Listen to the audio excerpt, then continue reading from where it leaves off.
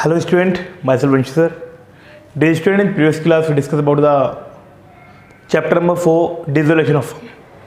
और dissolution of firm में बात की थी हमने what is dissolution of firm, what is dissolution of partnership और उसके बाद हमने डिस्कस किया था मोड ऑफ डिसोल्यूशन यानी डिसोल्यूशन के प्रकार कैसे कैसे डिसोल्यूशन होता है उस पर हमने डिस्कस किया था। आइए हम डिस्कस करेंगे settlement of accounts on dissolution.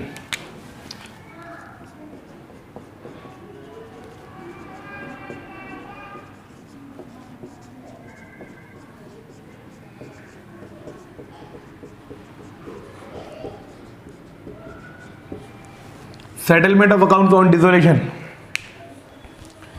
कि जब फर्म डिसॉल्व होती है, जब फर्म का समापन होता है तो हम कैसे अकाउंट को सेटल करते हैं। स्टूडेंट सबसे पहले क्या करते हैं हम लोग, ऑल एसेट्स आर सोल्ड, सारे एसेट्स को हम सोल्ड करते हैं और सेल करने पे जो अमाउंट हमें रिसीव होता है उससे हम लायबिलिटीज का पेमेंट करते हैं। सबसे पहले एसेट को सेल करते हैं और सेल करने से जो अमाउंट रिसीव होता है उससे लायबिलिटीज का पेमेंट करते हैं। अब लायबिलिटीज का जो पेमेंट किया था उसका ऑर्डर क्या है, किस ऑर्डर में लायबिलिटीज का पेमेंट किया जाएगा। तो उसके लिए क्या होता है स्टूडेंट, कुछ ऑर्डर दे रखे हैं आपको कि सबसे पहले जो पेमेंट होगा वो होगा सिक्योर्ड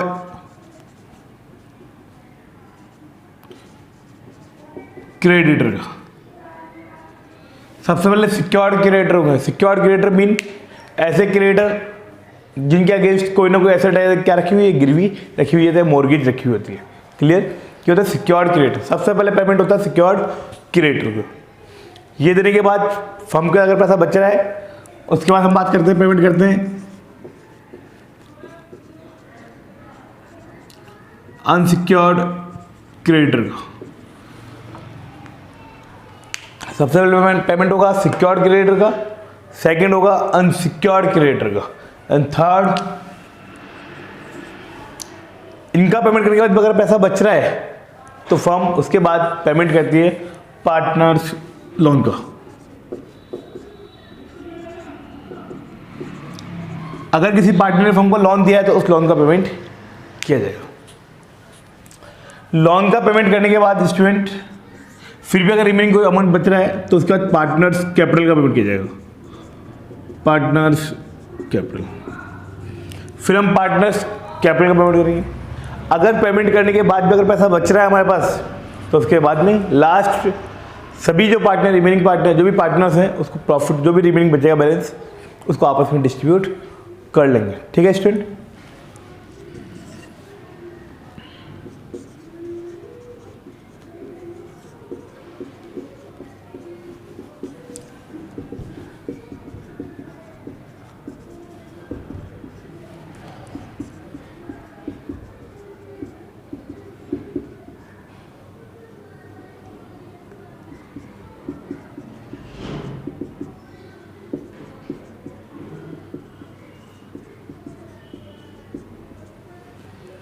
पार्टनर्स को जो भी बैलेंस बचेगा सबसे पहले पेमेंट होगा सिक्योर्ड क्रेडिटर का, देने के बाद होगा अनसिक्योर्ड क्रेडिटर का, अनसिक्योर्ड का देने के बाद होगा पार्टनर्स लोन का, और पार्टनर्स लोन का पेमेंट होने के बाद देखेंगे पार्टनर्स कैपिटल का, और पार्टनर्स कैपिटल का पेमेंट करने के बाद यदि रिमेनिंग अमाउंट बच रहा है तो जो भी अमाउंट बचेगा उसको पार्टनर अपने प्रॉफिट शेयरिंग रेशियो में डिस्ट्रीब्यूट कर लेंगे। तो ये होता है सेटलमेंट ऑफ अकाउंट्स, यानी जब फर्म क्लोज होती है तो अकाउंट्स को कैसे सेटल किया जाएगा। सबसे पहले हम ऑल एसेट्स को सेल करेंगे, जो पेमेंट आएगा उससे लायबिलिटीज का पेमेंट करेंगे। लायबिलिटीज का पेमेंट कैसे होगा, इस ऑर्डर में होगा। सबसे पहले सिक्योर्ड क्रेडिटर का, उसके अनसिक्योर्ड क्रेडिटर का, उसका पार्टनर्स लोन का, पार्टनर्स कैपिटल का, तो लास्ट है remaining amount distributed in partner in the profit sharing ratio. Clear student, ये है हमारा एक इंपॉर्टेंट पॉइंट है और किस तरह सेटल किया जाएगा उसमें दिया हुआ। Clear student. अब हम बात करेंगे डिस्क्लोजर ऑफ अकाउंट।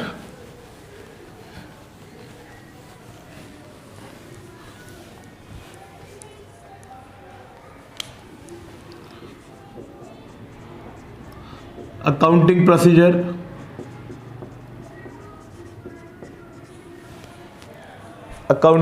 प्रोसीजर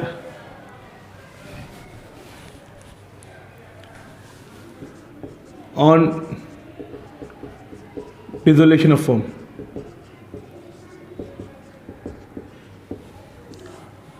यानी जब फर्म बंद होगी तो अकाउंटिंग प्रोसीजर क्या होगा।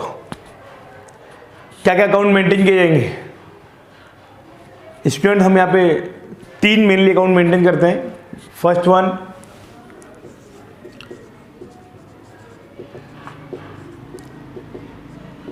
Realization account,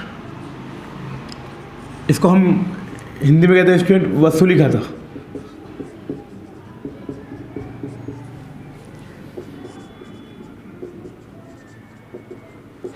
second partners capital account and third cash account. यहाँ 3 अकाउंट मेंटेन होंगे। First one realization account, second partners capital account और थर्ड कैश अकाउंट। स्टूडेंट ये दोनों अकाउंट आपको मेंटेन करने आते हैं ऑलरेडी। पहले चैप्टर सेकंड के अंदर हम पढ़ चुके हैं कि कैसे प्रिपेयर होता है और 11th में हमने कैश अकाउंट पढ़ा था। रियलाइजेशन अकाउंट क्या होता है student? At the time of dissolution all assets are sold, सारे एसेट को क्या करते हैं हम? सेल करते हैं। और जो पेमेंट रिसीव होता है उससे क्या करते हैं हम? लायबिलिटीज का पेमेंट करते हैं। For this work we prepare special account that is called realization account. सारे एसेट को सील कर दिया जाता है और लायबिलिटीज का पेमेंट कर दिया जाता है। उस पर जो भी प्रॉफिट एंड लॉस होता है उस पर रियलाइजेशन अकाउंट के लिए हम बनाते हैं। और जो भी प्रॉफिट एंड लॉस होगा उसको रिमेनिंग जो पार्टनर थे, रिमेनिंग का मतलब ओल्ड पार्टनर थे, ए बी सी जितने पार्टनर थे, वो क्या करेंगे? अपने प्रॉफिट शेयरिंग रेशियो में डिस्ट्रीब्यूट कर लेंगे। Clear student? ये है हमारा रियलाइजेशन अकाउंट। अब रियलाइजेशन अकाउंट प्रिपेयर कैसे होता है, कैसे क्या करते हैं? देखिए स्टूडेंट, जब हम रियलाइजेशन अकाउंट की बात करते हैं, रियलाइजेशन अकाउंट क्लियर हो गया स्टूडेंट? इसमें क्या होता है? At the time of dissolution all assets of firm are sold and payment made to liabilities. Clear है? For this purpose we prepare special account that is called realization account. Clear student? इन सारी assets को हम cell करते हैं, जो भी amount receive होगा उससे लायबिलिटीज का पेमेंट कर देंगे। और पेमेंट करने के बाद जो भी प्रॉफिट या लॉस होगा उसको जो भी पार्टनर होंगे सभी पार्टनर्स को करेंगे अपने रेशियो में डिस्ट्रीब्यूट कर लेंगे। अब यहाँ एंट्रीज क्या होती है स्टूडेंट?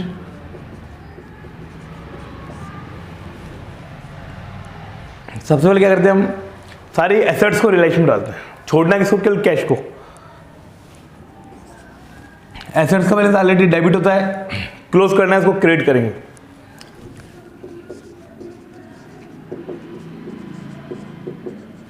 रियलाइजेशन अकाउंट डेबिट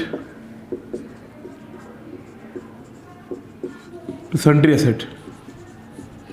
सारी एसेट्स को हम कहाँ डाल देंगे? रियलाइजेशन में डाल देंगे। अब एसेट्स को रियलाइजेशन में डालने के बाद अब लायबिलिटीज में आएंगे। लायबिलिटीज साइड में छोड़ना क्या है? तो कैपिटल छोड़ना है, कोई रिजर्व होंगे तो उसको छोड़ना है। इसके अलावा सारी एसेट को डालना है। सारी एसेट को डालेंगे हम रियलाइजेशन अकाउंट के। तो लायबिलिटीज का बैलेंस क्रिएट होता है, उसको डेबिट कर देंगे।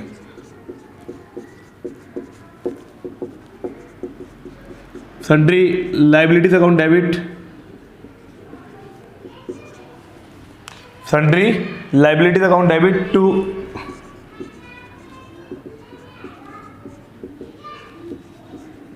Realisation. Sundry liabilities account debit to realization. सारी एसेट्स को हमने रियलाइजेशन में डाल दिया, सारी लायबिलिटीज को हमने रियलाइजेशन में ट्रांसफर कर दिया। एसेट्स का बैलेंस ऑलरेडी डेबिट होता है, क्लोज करना है, इसको क्रिएट किया। लायबिलिटीज का बैलेंस हमेशा क्रिएट होता है, इसको क्लोज करना है, इसको डेबिट कर दिया, क्लोज हो गया। इसके बाद क्या करते हैं स्टूडेंट? इन एसेट्स को मार्केट में बेचते हैं, सेल करते हैं। सेल करने से क्या होगा? अमाउंट रियलाइज होगा। अमाउंट रियलाइज होगा तो फर्म में पैसा आएगा। तो entry will be cash account debit. What comes in this debit? Cash account debit to realization. Cash account debit हो रियलाइजेशन। हमने मार्केट में सेल किया, पेमेंट रिसीव होगा तो कैश आएगा, लेकिन जा क्या रहा है? एसेट्स तो क्लोज हो चुकी है ऑलरेडी। कौन से अकाउंट में आएगा पैसा? रियलाइजेशन अकाउंट में। क्लियर है?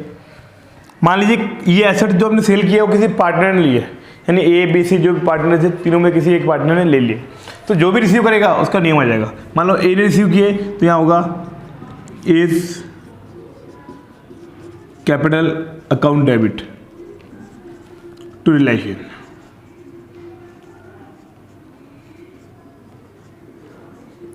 अब यहाँ एक क्या आएगा? Partners capital account. जो भी पार्टनर लेगा, ए लेगा, बी लेगा, सी लेगा, यानी फर्म के एसेट को मार्केट में सेल करते हैं तो पेमेंट रिसीव होगा, तो entry will be cash counted to realization. अगर कोई पार्टनर लेगा उसका नेम आ जाएगा as capital counted to realization. जो भी पेमेंट रिसीव होगा उनको हम सेल करेंगे मार्केट में, सॉरी जो भी पेमेंट रिसीव होगा उससे हम लाइबिलिटीज का पेमेंट करेंगे। लाइबिलिटीज को कहाँ ट्रांसफर करेंगे हम रियलाइजेशन में।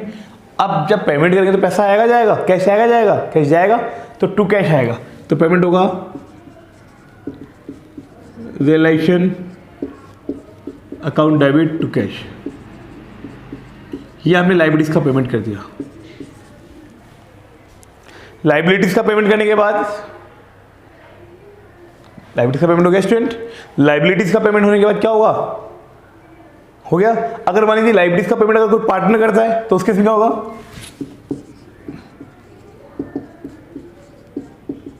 Realisation account debit to partners capital.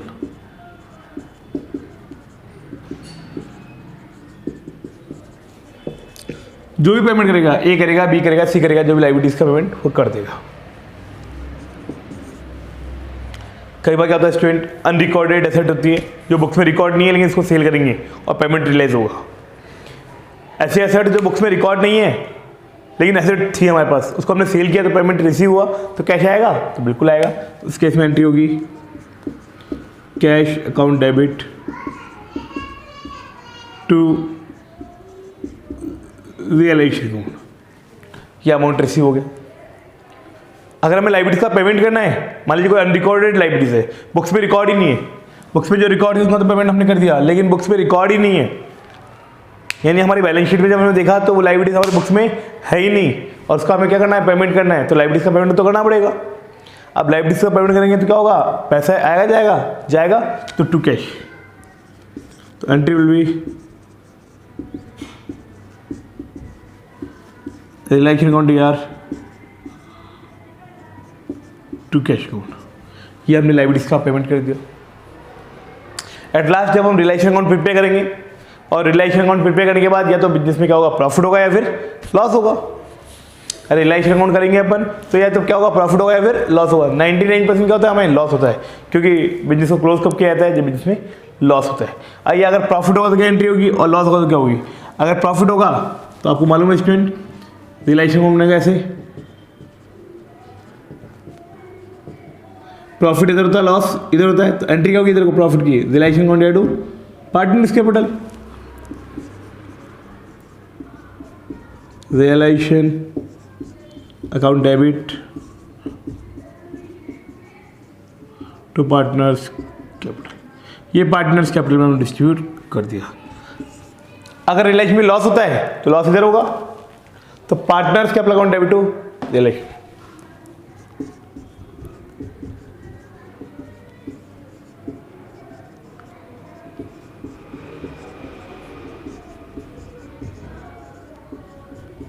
Partners capital account debit to realization. यह है स्टूडेंट हमारा पूरा complete concept of realization account. ये थ्योरिकली भी हमने बात किया और ये हमारी इसकी एंट्रीज होती हैं। आपके जो भी एग्जाम में ऑब्जेक्टिव टाइप में जो पेपर होने वाला है स्टूडेंट, उनमें इसी तरह क्वेश्चन आएंगे कि किसी एसेट्स को हमने अगर रियलाइजेशन में डाला तो उसके ट्रांसफर की एंट्री क्या होगी, एसेट्स को सेल करने पर जो अमाउंट रिसीव होता है उसकी एंट्री क्या होगी। तो यहाँ हमें पूरा फोकस करना है। क्लियर स्टूडेंट, यहाँ पे बस हमें जो क्वेश्चन ही करने हैं, ये चैप्टर बहुत लेंथी क्वेश्चन चैप्टर नहीं है, यानी 2 या 3 डेज में चैप्टर कंप्लीट हो जाएगा स्टूडेंट, क्योंकि अब इसके क्वेश्चन ही केवल। अब नेक्स्ट क्लास में आपको क्वेश्चंस मिल जाएंगे स्टूडेंट, 1-2 क्वेश्चन में आपको वर्किंग करता हुआ सॉल्व कर देंगे, सेंड कर देंगे आपको, और बाकी के सॉल्यूशन आपको सेंड कर दिए जाएंगे। और जो भी क्वेश्चन में प्रॉब्लम हो स्टूडेंट, आप मुझे मैसेज कर दीजिएगा, सर ये क्वेश्चन में नहीं आ रहा है, इसका सॉल्यूशन सेंड कर दीजिए, मैं आपको सेंड कर दूँगा। के लिए स्टूडेंट आज की क्लास को हम यही फिनिश करते हैं। जय हिंद, जय भारत।